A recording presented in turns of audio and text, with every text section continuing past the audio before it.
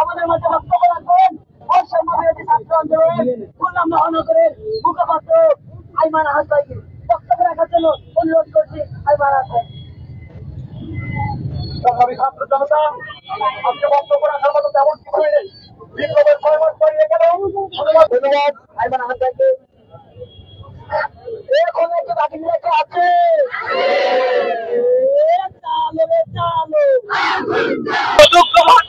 নিয়ে এখানে হাজির হয়েছি। আমরা কিন্তু 24-এর যা ভোটদান হয়েছিল সেখানে কিন্তু আমরা বিভিন্ন ভাবে দেখেছিলাম এবং এটা প্রতিষ্ঠা করতে চেয়েছিলাম যেন নারীর ক্ষমতায়ন হয় এবং নারী যেন কোনোভাবে বৈষম্যের শিকার না হয়।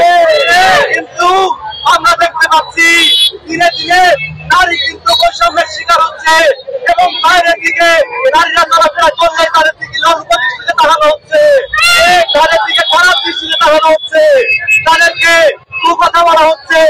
এইগুলো আমাদের স্বাধীন বাংলাদেশে আমরা প্রশ্রয় দেব না।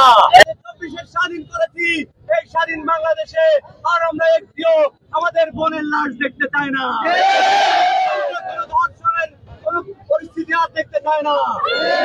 আমাদের আরেকটি বোন যদি ধর্ষণ হয় আমরা নিজেদের হাতে আইন তুলে নেব এবং আমরা দৃষ্টান্তমূলক শাস্তি দিয়ে প্রশাসনকে দেখিয়ে দিব যে আমরা বিচার করতে পারি। 120 দিন বা 6 মাস বা 180 দিন নয়, 3 দিনের ভিতরে বিচার করতে হবে। আপনারা সকলে অবগত আছেন যে বাংলাদেশে গত কয়েকদিন ধরে বা কয়েক মাস যাবত ধরে একের পর এক ধর্ষিত হচ্ছে নারী এবং শিশুরা। যে মেয়েটা এখনো শিশু থেকে নারী হয়ে পড়েনি সেও আজকে ধর্ষিত হচ্ছে। আমরা এর আগে ছেলেদের মুখে বা হুজুরদের মুখে বা অনেক তাওহীদি জনতার মুখে আমরা শুনে আসি যে মেয়েদের পোশাকের সমস্যা, পোশাক পরিবর্তন করেও মেয়েরা নিরাপদ হবে, মেয়েরা ধর্ষিত হবে না। কিন্তু আমি বলতে চাই এই যে আসিয়া নামের 8 বছরের একটা বাচ্চা, ওর পোশাকের কোথায় সমস্যা ছিল, ওর কোথায় নারী হয়ে উঠেছিল, ওর সমস্যাটা বের করে দেখান আপনারা, তাহলে আমরা রাস্তার মাঝখানে এসে ধর্ষণের বিচার চাইবো না। আমি বারবার বলতে চাই ধর্ষণের জন্য মেয়েদের পোশাক দেয় নাই, ধর্ষণের জন্য মেয়েদের চলাফেরা দেয় নাই, ধর্ষণের জন্য মেয়েদের রাস্তা বাইরে হওয়া দায়ী না। ধর্ষণের জন্য দায়ী আপনার ওই যে কালো নোংরা কুত্তার মতো মন মানসিকতা। আমরা কোথাও বের হলে আমাদের মানসিক অশান্তি নিয়ে বের হতে হচ্ছে। এই মানসিক অশান্তি কে নেবে?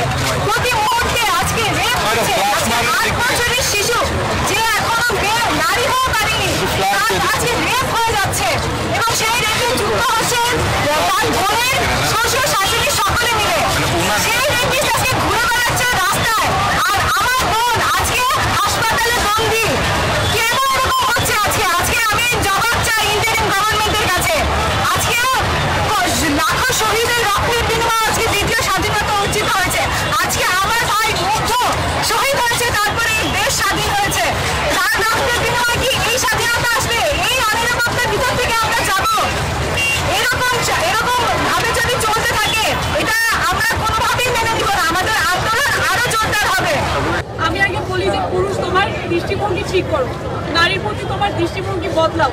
আসলে এক নারী শিশু কেউই কর্মসংস্থান, পরিবার, শিক্ষা প্রতিষ্ঠান কোথাও সে সেফ না। আমরা চাই সমাজ বদলাক।